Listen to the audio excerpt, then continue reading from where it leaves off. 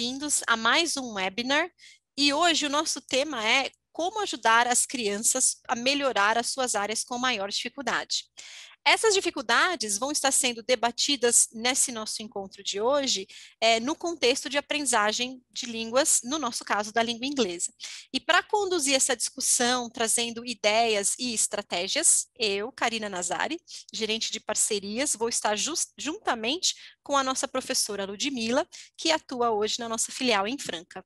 Muito bom estar aqui com vocês hoje, podendo falar daquilo que nós gostamos, né, Karina? Daquilo que nós temos alegria em contar, em poder ajudar e pensar um pouquinho sobre o que é isso, o que é dificuldade, essa palavra tão interessante, difícil. Será que dificuldade faz parte da nossa rotina? Será que os nossos filhos, os nossos alunos estão com dificuldade? Você já se pegou pensando, será que o meu filho não está acompanhando? Será que esse assunto está muito difícil? Será que ele está no nível certo, no nível errado? O que está acontecendo com o meu filho? Eu, como mãe de duas crianças, uma de 9, uma de 4 e um de 4, fico pensando assim, será que o meu filho está acompanhando? E você aí em casa, você já teve esse momento de reflexão? E para isso, nós aqui vamos contar um pouquinho sobre a nossa experiência, né, como professores. Eu que sou professora aqui na cidade de Franca, São Paulo, na cultura inglesa, também participo um pouco no departamento acadêmico.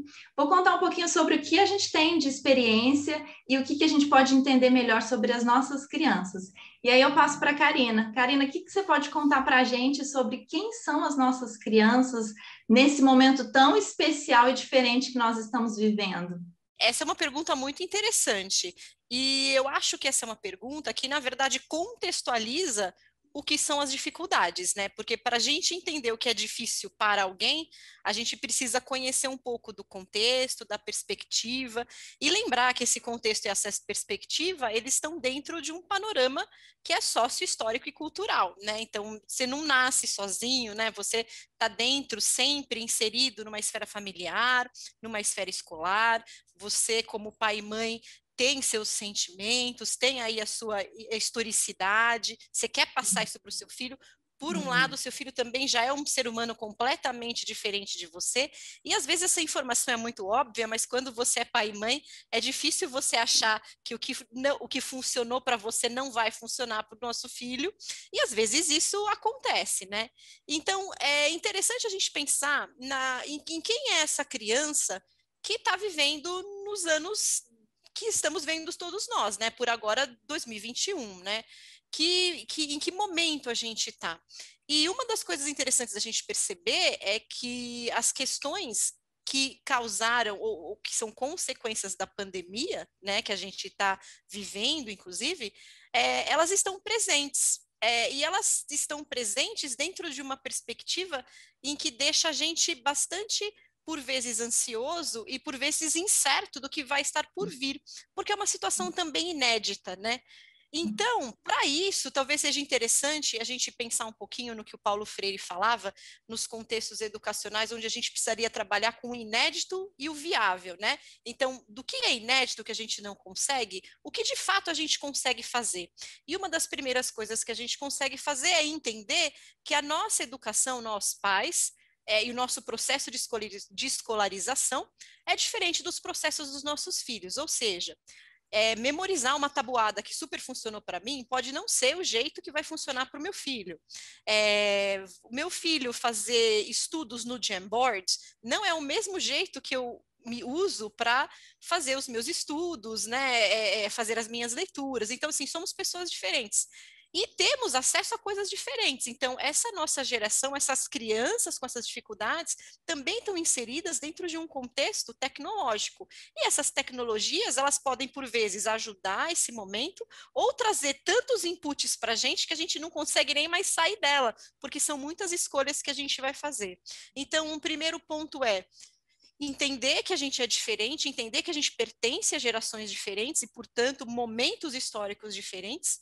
Entender um segundo ponto, que essa pandemia, elas traz incertezas e aí para todos nós, e se para a gente traz incerteza, imagina como isso reverbera no dia a dia da criança, que, por sua vez, também está num contexto completamente novo, e lembrar também que dentro das nossas individualidades pertencentes num coletivo que a gente está, a gente vai criar as nossas próprias rotas e os nossos próprios caminhos, né? Então, quando a gente pensa em jeitos de aprender ou em estratégias de aprendizagem, a gente tem bastante dicas, mas no nível do nosso filho, do nível do filho de todos vocês que estão assistindo a esse nosso webinar, eles vão pegar essa ideia e personalizar, deixar de um jeitinho deles, né? Fazer uma customização desse tratamento, dessa estratégia, até mesmo para ficar legal, para ficar bacana, para ficar divertido. E quando essas crianças criam rotas, né? Algumas vão apresentar talvez mais desafios ao criar essas rotas, outras vão ter, na verdade, menos desafios ao criar essas rotas que a gente consegue pensar aí nesses processos de aprendizagem, né? Então, se de repente eu quero lembrar de um número X de palavras de inglês, talvez a gente tenha crianças na sala de aula que demorem mais tempo ou demorem menos tempo. Isso não significa que elas vão deixar de aprender ou que elas aprendem melhor. Significa que elas são diferentes e, portanto, têm tomado caminhos diferentes e, portanto, nós pais e nós educadores precisamos estar atentos aí a essas diferenças e trabalhar com elas, não contra elas, né? Então, e isso é muito interessante. E para isso agora, Lud, eu queria que você me ajudasse, né, a pensar e a entender, já que a gente está falando desses caminhos e dessas rotas diferentes, como que você observa essas diferentes rotas e o chegar junto e a proximidade dessas rotas com as dificuldades que as nossas crianças têm nas nossas aulas aqui na Cultura? Você tem aí como contar um pouquinho sobre a sua percepção dessas dificuldades? Sim, claro. É interessante, só voltando um pouquinho no que você falou, a gente já complementa, né? É interessante que como as pessoas são diferentes, né? A gente percebe isso desde os bebês, comparando bebês de familiares, existem diferenças. Dentro de casa, 2 filhos dentro de casa, a gente percebe que cada um aprende de um jeito. A forma de estudo, que pode ser pelo Jamboard, como você falou, que também pode ser por um caderno, por uma lista de palavras, de expressões, de formatos de escrita, né, de redações, e que alunos que se dão tão bem na escrita, que têm tanta facilidade em escrever e que preferem estudar pelo caderno, mas que tem alunos, eu, por exemplo, gosto de escrever, mas tem alunos que não gostam, né? Ainda mais nessa nova era de tecnologia, que os alunos preferem usar o computador para estudar. Tantas escolas que já estudam, que não tem mais material didático físico, mas que trabalham só com o computador. E aí, nesse sentido, também estudar através de ferramentas que nos propiciam, que nos facilitam o aprendizado. Então, peraí, mas se o meu filho não escrever, ele não vai aprender. Se ele não olhar para o computador o tempo todo, ele não vai entender o assunto. E às vezes o aluno precisa mexer com algum material enquanto ele está ouvindo o professor falar. Então, realmente existem diferenças, e aí eu chego naquele ponto que você me perguntou: como identificar isso? Primeiro, precisamos conhecer o contexto que nós estamos vivendo, né? Entender e conhecer em que momento que o meu filho está vinculado. O meu filho, quando nós falamos filho, mas a criança que está comigo, né? A criança que eu estou acompanhando. E reconhecer dentro daquelas situações as limitações. Quando eu falo ali que a criança precisa, às vezes, mexer com uma massinha enquanto está ouvindo o professor falar, é entender que naquele momento aquilo não é uma limitação, mas aquilo é uma forma que ele se sente bem e que ele está numa situação em que o aprendizado é confortável. Então, conhecer e reconhecer as limitações de cada um que está dentro de casa. As minhas também, como mãe, como professora, como esposa, quais são as minhas limitações? E aí sim, também poder trazer isso para poder respeitar, né, aquele momento que a criança está vivendo. E também criar oportunidades. Quais são as oportunidades que eu, como família, como responsável, posso criar para que a criança consiga se desenvolver dentro das suas habilidades mais aguçadas, aquelas que a criança tem mais facilidade. Então, eu vou pensar assim, que meu filho gosta muito da natureza. Então, será que eu posso propiciar um aprendizado dentro daquele espaço? Debaixo da árvore? Vamos estudar debaixo da árvore hoje? Eu sei que o meu filho gosta de estar em contato com a natureza. Então, por que não permitir que as coisas saiam muito daquele padrão, né, que nós aprendemos e que nós vivemos antigamente? Ou então, a criança, o meu filho gosta muito de futebol. Por que não envolver o aprendizado dentro desse ambiente? Daquilo que ele gosta e aquilo que ele sente mais facilidade. Explorar Sim. esses ambientes. Sim, Lud, e isso me traz muito à lembrança algumas das práticas que a gente já oferece, né, nas nossas aulas, né, que é lembrar sempre de conversar com o aluno, trazer elementos da vida desse aluno, como você falou. Então, muitas vezes, observando aulas, a gente percebe que quando fala aí de esportes, os professores tendem a usar os nomes e os gostos que as crianças trazem em sala de aula. Isso já traz ali uma tranquilidade e uma empatia assim mais momentânea, mas você fala o nome da pessoa ou do influencer, a coisa já está conseguindo, já pegou a Muda. pessoa e a gente começa aí um trabalho que passa por um viés emocional, né? Até É. mesmo porque eu acho importante a gente também pensar que quando a gente fala da dificuldade, a gente geralmente tende a olhar um resultado, um exercício que não foi feito, ou a prova que não dá certo. Só que o começo desse resultado, ele tem ele tem vários possibilidades de acontecer. Então, o resultado que é mais concreto, né? No caso, ir mal numa prova ou não conseguir aprender um Uhum. determinado conteúdo, a gente tem razões diferenciadas. Você quer compartilhar um pouquinho sobre os estudos que você tem feito a respeito desses dois tipos diferentes da gente Uhum. olhar para as dificuldades ou os causadores dessa dificuldade? Sim, sim, é interessante você fala das coisas que eles gostam, né? Teve uma aula que eu preparei, que antes de começar a aula eu coloquei uma música de uma banda super famosa aí que os adolescentes têm gostado bastante. Quando eu coloquei a música, antes de começar a aula, de repente começou, o chatbox começou ali a pipocar. Teacher, mas você gosta dessa música? Então você entra dentro do ambiente, né? É a mesma coisa nós aqui como família, por que não se envolver nesses assuntos? Faz com que ele, opa, ele gosta, ela gosta, então sente uma proximidade, né? E ali a gente pensando em dificuldades, vamos tentar pensar um pouquinho quais são de onde pode aparecer, de onde elas vêm. Será que pode ser alguma coisa emocional ou cognitiva? Será que nós podemos diferenciar esse tipo de dificuldade? Porque se nós pensamos em emocional, uma criança que está passando por algum momento, alguma situação dentro de casa, está vivenciando alguma situação diferente daquilo que ela está acostumada, não estou dizendo uma coisa pontual, né? Se a gente pensa ali, aquele dia ele brigou com o amigo, mas no dia seguinte já está tudo bem. Não, isso aí já é uma coisa que é um dia, né? Agora, se é uma situação em que faz com que a criança tenha comportamentos diferentes, em que, dependendo de uma situação, ela reage de uma forma diferente do que você está acostumado. Peraí, vamos conversar. Será que é emocional? Será que o emocional é daqui de casa? É de um amigo? É na escola? De onde vem essa situação? Então, o questionamento é muito importante. Se é uma coisa, se é emocional, quais são os recursos que eu preciso buscar, que eu preciso de ajuda para controlar e poder resolver esse problema emocional? Isso é dentro dessa conversa.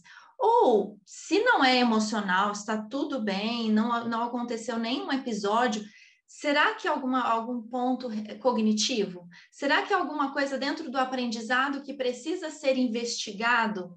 Então, ali a gente diferencia até uma dificuldade de uma necessidade especial, de uma necessidade que o aluno precisa de um apoio maior, de uma investigação maior. Né, Karina? Quando a gente fala ali de pontos em que o aluno tem alguma necessidade específica, educacional específica, a cultura está pronta para isso, né? A cultura está preparada para que a gente possa falar sobre Sim, esse assunto.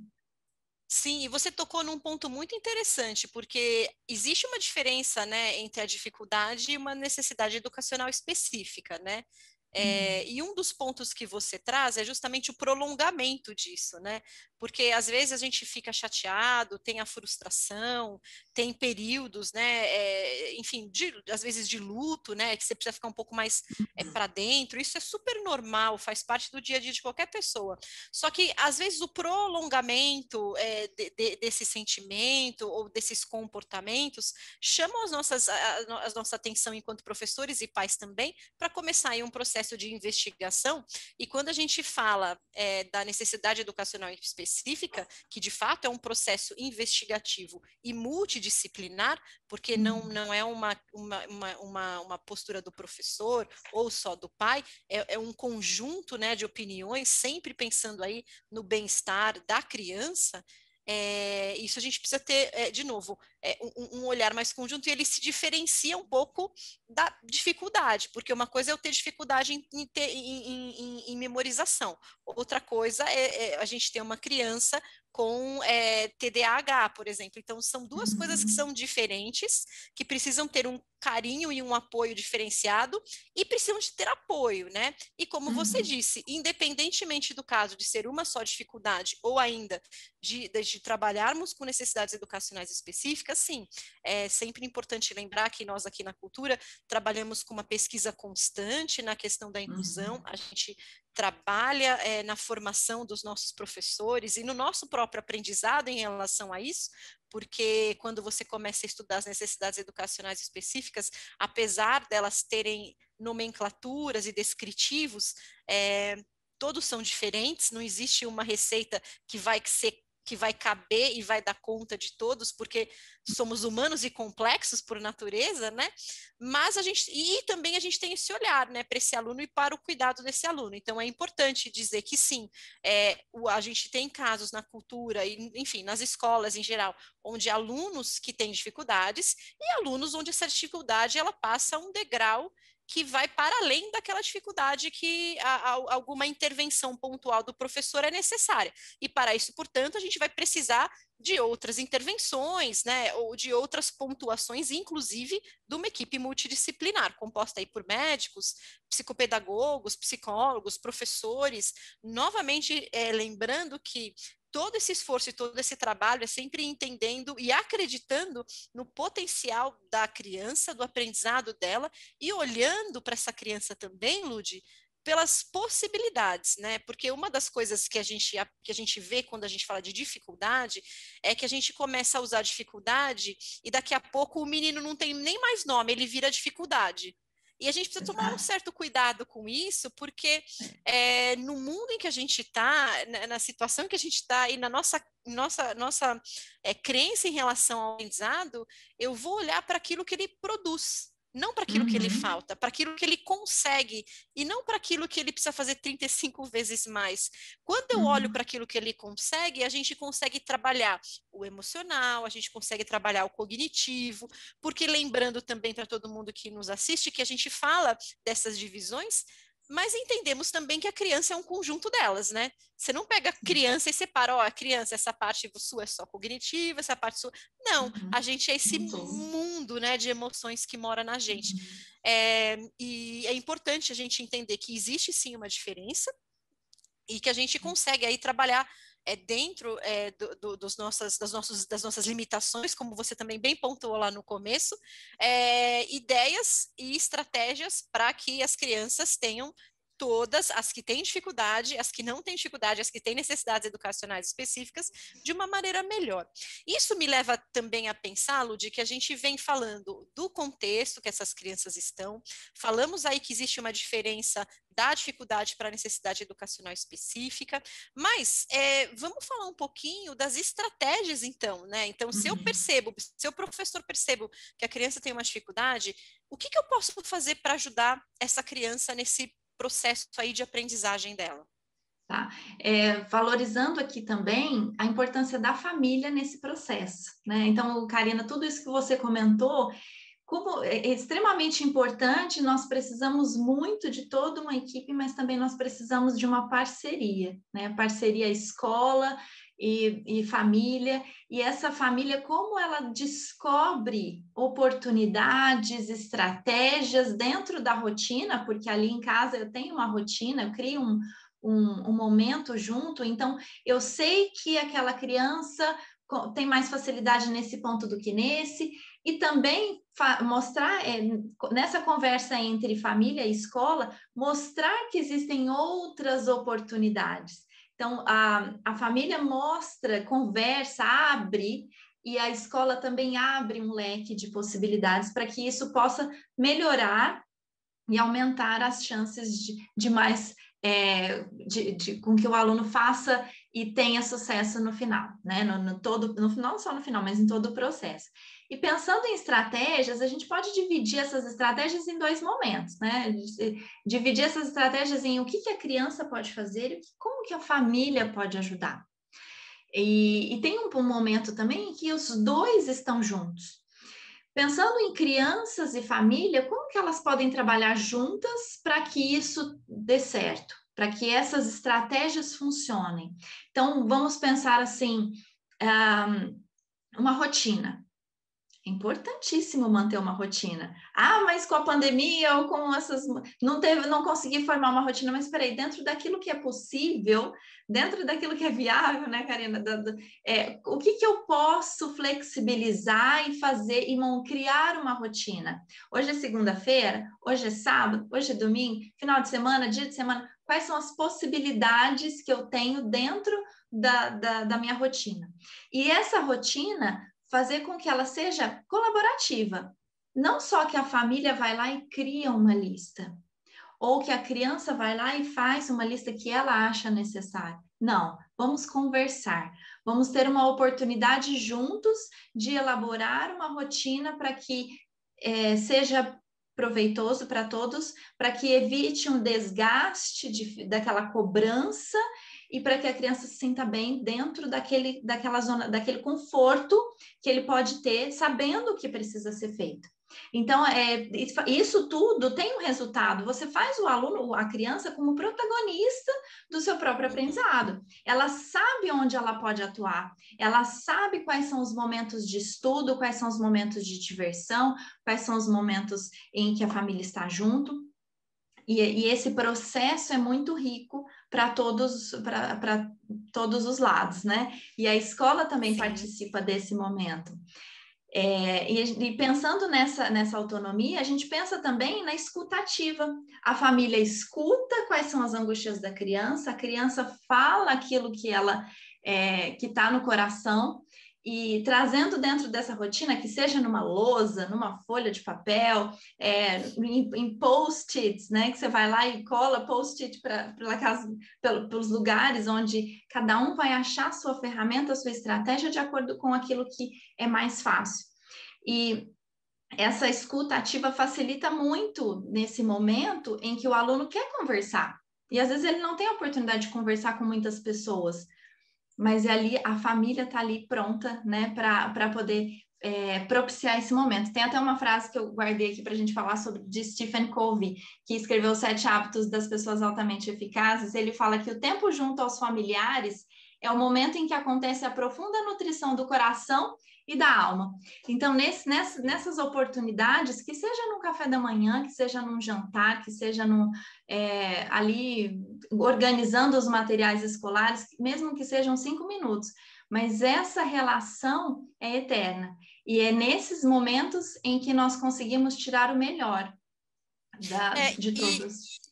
E eu acho que a gente tenta, né, dentro dos nossos cursos também, trazer um pouquinho dessa experiência de rotina, né? Então, quando a gente propõe a organização das nossas aulas, né, onde a gente tem um momento de escuta das crianças, como elas foram no fim de semana, onde elas trazem aí a experiência pessoal delas, né, onde a gente tem um momento de rotina, que a gente consegue falar com os nossos alunos em relação às aulas, aos encontros na plataforma gamificada e o retorno às aulas como um grande contínuo de rotina, eu acho que esse caminho que você falou com a família, da rotina, e uma rotina organizada também dentro da aula e dentro do processo de estudo, pode ajudar bastante, né? Então, é sempre a gente caminhando junto aí, como você falou, rotina, na família, nas crianças, e nós aqui fazendo a nossa parte nessa parceria, né? Dentro dos cursos da cultura, nós temos essas possibilidades em que o aluno sabe o que é esperado, né? E ele sabe Sim. também, ele consegue construir o seu aprendizado ali dentro das atividades que nós temos, que são atividades, pensando na plataforma de experiências gamificadas, ali nós temos atividades, temos jogos, temos atividades que abordam diferentes habilidades e que o aluno se sente confortável em executá-las. E pensando nessa Sim. criança, nós temos também as famílias. Como que a família pode atuar nisso? Como que a família pode ajudar? Valorizando sempre o esforço da criança no seu estudo, elogiando as suas produções, mesmo que você fale, nossa, mas será que essa pronúncia está certa? Ou, não, mas será que ela conjugou o verbo to be? Não, gente, não é isso, né? É valorizar aquilo que ele produziu. Poxa, que bacana que você falou tudo isso, nossa, me ensina, né? Pedir para a criança te ensinar aquilo, mesmo que você saiba ou mesmo que você não saiba, porque algumas famílias reclamam que não sei falar nada de inglês, não tenho como ajudar. Não precisa, mas esteja ali, seja o porto seguro em que você pergunta, faz perguntas, e essas perguntas também são importantes. Evitar aquelas perguntas sim, ou que a criança vai responder sim ou não, ou só assim. Pedir para que ela fale, por exemplo, qual foi o momento que ele mais gostou durante a aula? Em que momento Sim. ele se sentiu, às vezes, com um pouco de dúvida? Quais foram as palavras novas ou qual assunto está sendo trabalhado naquele período, naquele bloco de aulas?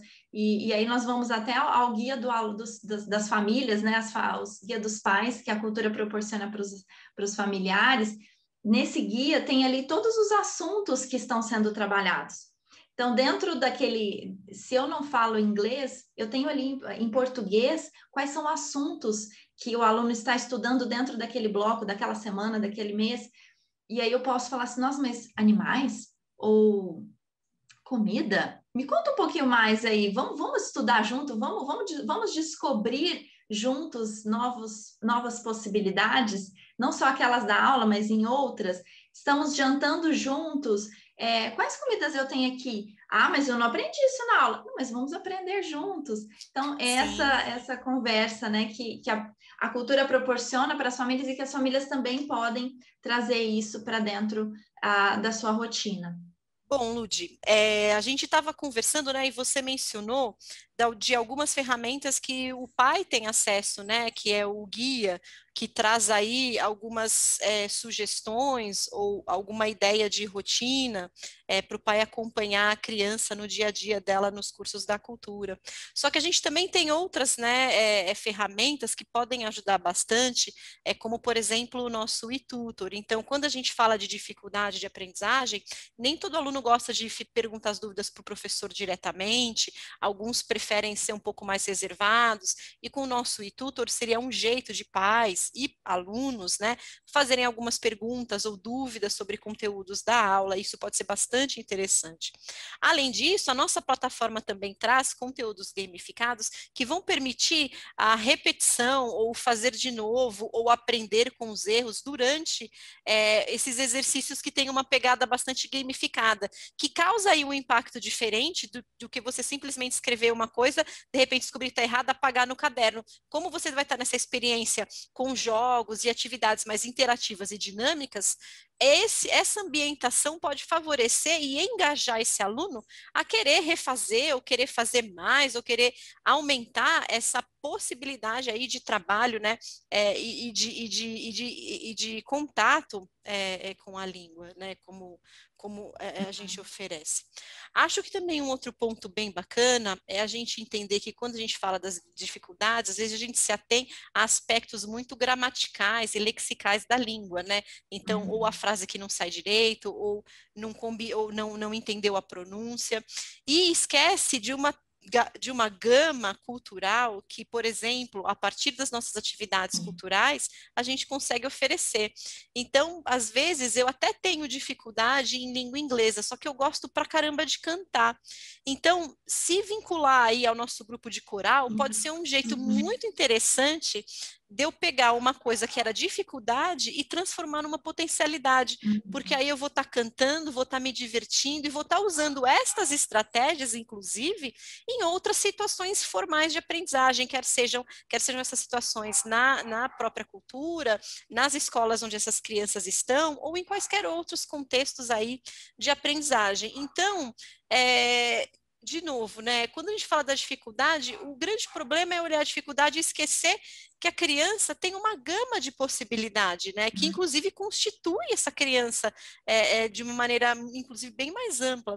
Então, aproveitar as possibilidades dentro para os pais desse recurso de acompanhamento, para as crianças dentro da plataforma gamificada, ou ainda dessa amplitude do repertório cultural que a gente oferece, pode fazer com que essas potencialidades sejam enxergadas e, portanto, ajudem a ir construindo esses degraus que faltam para a gente conseguir chegar aí enfim, para overcome, né, ultrapassar essa dificuldade que a gente tem aí nos momentos iniciais, né, ou em qualquer momento do aprendizado, não é isso? Nós temos também, assim, missões, objetivos socioemocionais, né? Por que não trabalhar as emoções dentro da sala de aula?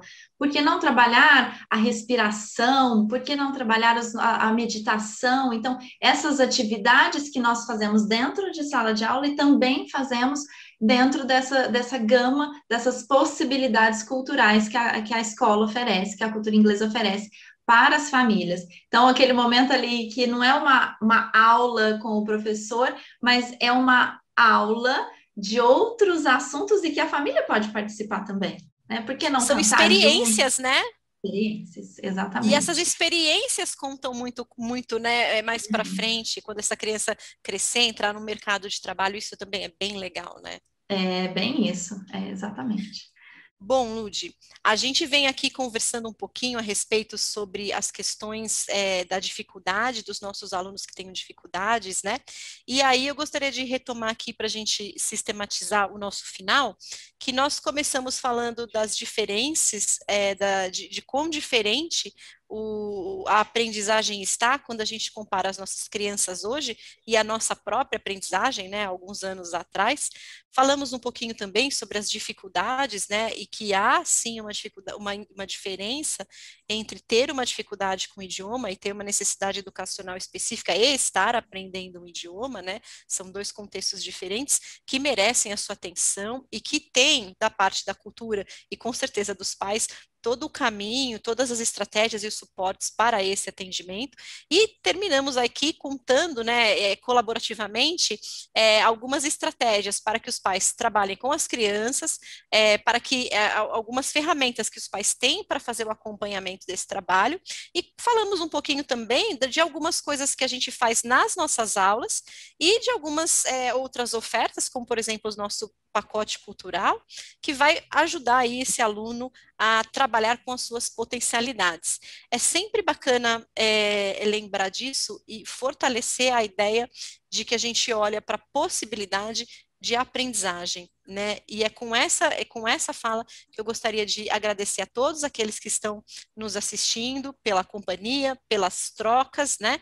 E agradecer também você, Ludi, por estar participando aqui comigo hoje, nesse tema que a gente curte bastante e que é bastante interessante divulgar para a comunidade e entender que sim, estamos trabalhando constantemente para atender e para trabalhar junto com os nossos alunos que tenham essas dificuldades, sempre junto e sempre com eles, né? E com suas famílias e com todo mundo.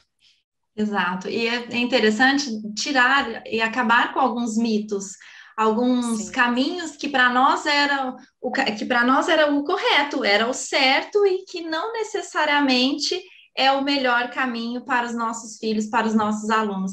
Então, e criar, estreitar o vínculo entre a escola e a família, essa oportunidade que nós temos aqui de falar do que nós gostamos, do que nós acreditamos e de ter vocês aí, familiares responsáveis, pessoas que cuidam das nossas crianças, estarmos juntos falando de um assunto tão importante e que às vezes pode gerar um medo, uma angústia, mas não precisa.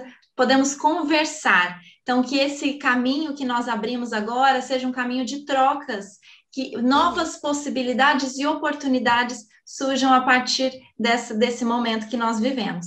Muito obrigada pelo carinho, pelo apoio de todos. Karina, como sempre, muito obrigada e até breve. Até breve, muito obrigada.